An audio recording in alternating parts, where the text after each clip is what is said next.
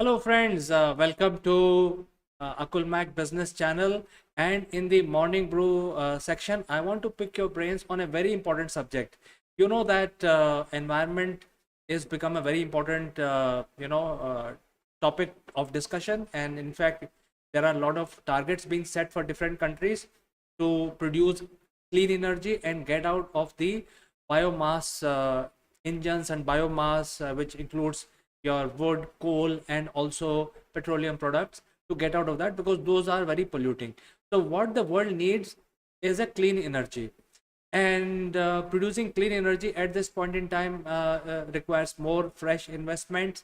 And in a country like India, we have a big challenge. So, today, what we are going to discuss is how India would produce clean, free energy and lots of it which will suffice the need of its people and for very long time. And that is a topic of discussion in the morning group. By the way, friends, we are live. You can actually send your messages will display live on the screen, and I will take up those questions or any comments that you may have. So moving on, let's first understand how many people live in India. India is a very large country. It has almost 1.3, 1.4 billion people living in this country. And that, huge population of India comprise of nearly 17% of the global population. So let's say, for the ease of calculation, about 17 to 20% population of the world live in this place on earth. Then, in terms of water, how much water we have? Uh, well, currently, most of the energy which is produced in India is by using thermal methods, which is by burning coal.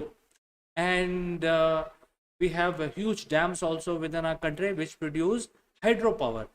And when we talk about hydropower, which is the one of the clean method of producing power, the only challenge is that the hydropower dams are very expensive, takes very long time to manufacture, to basically construct those things, and they're quite expensive because of that. Labor intensive, also maintenance cost is also very high.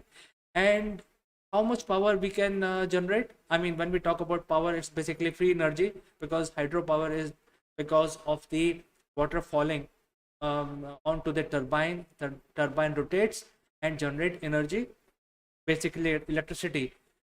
But we have a limitation in that area. I mean, we continue to basically make a lot of hydro power plants, but then we have only 4% of fresh water sources of the world. There are countries who have more water, and those countries can then produce more thermal hydropower, and so on. So India has a very large population on one side to support, and in terms of water availability to produce hydropower, it's only 4% of the global freshwater resources. So we have a challenge. So we have to look at other uh, kinds of clean energy, and therefore that brings me to the next one, which India is known for, is basically the Great Indian Summer. There's a lot of sun, and it's logical to look at the solar power. And when we talk about solar power, basically there's a lot of sun, but the only challenge there is that the technology behind the solar cells um, is even more expensive. I mean, they require special material to produce, and these are the rare earth elements which are using the current technology to produce the solar panels. So solar panels are very, very expensive to produce because India does not have the material. They have to import these material from different countries, so it increases the cost. And because of that, these solar panels are very expensive. At the same time, the initial cost of this kind of power is quite high, initial investment. After that, they become quite self-sufficient. The only challenge in this mode of energy generation is that these are very, very inefficient. The efficiency level here is only 2%. So you have to put lots of solar panels to produce lots of power. And we may probably run out of the land that we have in order to produce enough energy for requirements of normal Indians. So therefore, this is a challenging task. requires a lot of initial investment. I think it can also be more than how much money we would end up spending in hydropower. So going to the next segment is, there is using the natural energy which is trapped in earth. Earth is a very uh, a planet which is quite live. It has a lot of heat trapped inside it, and it will keep driving that engine. And if we can utilize that heat to generate our power, then essentially that power will be free for as long as your machine lasts. So if you maintain the machinery and utilize the heat which is generated by earth, then it will solve a lot of our problems. And I'll tell you today how we can do that. I did some research and it's very simple, very easy to do that. As you keep digging down into earth, the temperature keep rising. I mean, initially if you keep dig a couple of feet, the temperature is reduced, but after that, because there is a lot of heat in the mantle and further down molten core, there is so much heat that it actually melts the rock, which is quite hot. It melts when it has the capacity to melt rock. That means up to 3000 degrees. So how much temperature you will get if you start digging into the earth? So roughly, if you dig about 5 kilometers, the temperature of earth inside that location would be about 500 degrees, which is far above than the boiling point of water. So keep that in mind. And in terms of digging inside earth, the humans have become very efficient because we have been generating new and new boreholes for taking the petroleum out, and we have gone pretty deep in search of petroleum. So that is something that you keep in mind. We will discuss that more in detail. And this heat basically drives the volcanoes. If you know volcanoes, the molten rock comes out and it just spew out of the earth from volcanoes and different places. And most of this energy is generated by water, believe it or not. I mean, the molten rocks are there, but how they are pushed out from the volcanoes or the cracks on earth, it's because of the steam which is generated. So what happens is, there is a lot of water on earth. The water seeps inside at that location where the water boils and becomes steam, and then the temperature is so high that the steam becomes superheated steam. That creates a lot of pressure, and that then creates so much pressure that it pushes the rock to come out of earth as lava. So water is a very important ingredient of basically driving this volcanism on earth, which brings out all these hot molten rocks. So if we have to use this geothermal energy for our benefit, for generating our energy, we have to not go so deep where everything melts.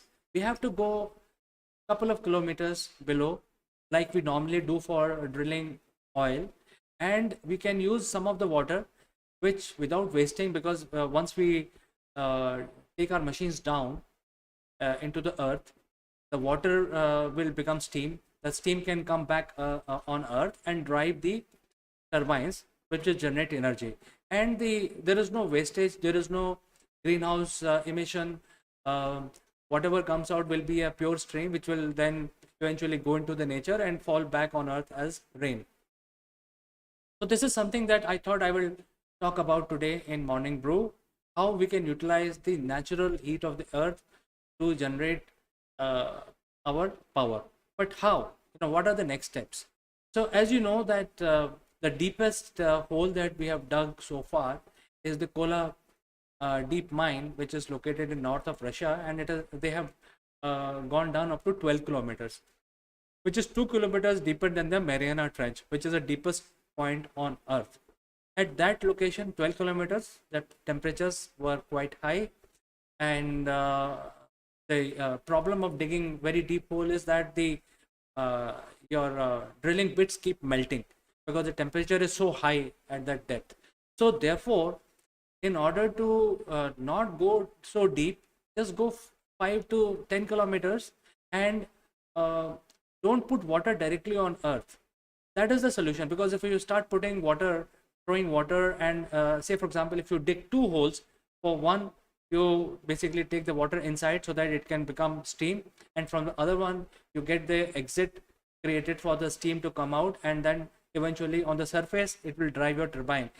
That is a very wrong method of generating geothermal power, because most of the water will create so much pressure inside earth crust that it may trigger a earthquake.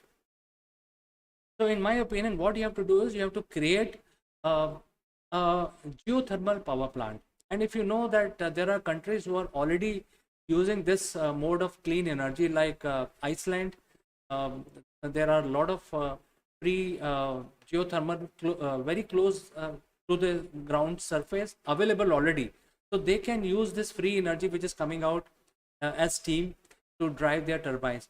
But in a country like India, what we could do is we can actually drill a deep hole and make a boiler, send the boiler down uh, approximately 5 kilometers to 6 kilometers, where the temperature can be heated up to about 500 degrees, where you can send water from earth. So your location of this power plant will also be close to a river or a lake, where you get access to a lot of water. You put the water inside in the boiler, which is actually at the depth of 5 to 6 kilometers. There the temperature is 500 degrees. At that temperature, the steam will basically generate enough pressure inside the your boiler. It is not seeping or it is not leaking into the earth. So the risk of triggering any geothermal activity at that location is very, very low.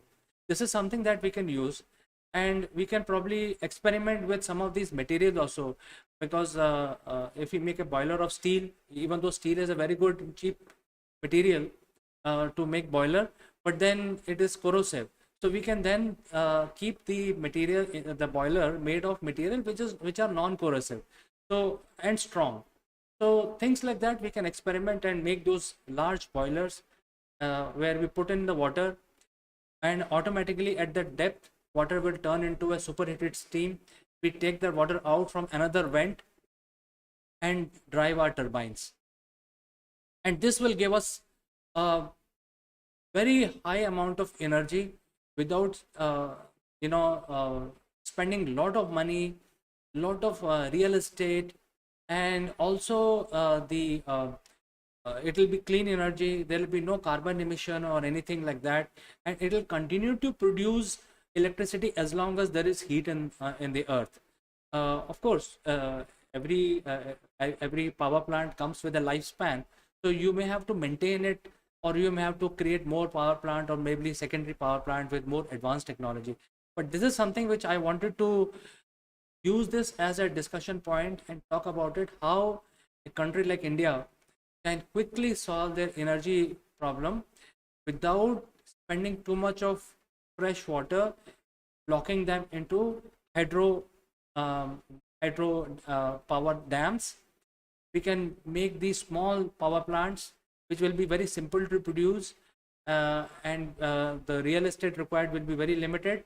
At the same time, these power plant will also be very, very efficient, because there will be no corrosion or anything like that, and the water is again released back as steam into the atmosphere, so no pollution at all.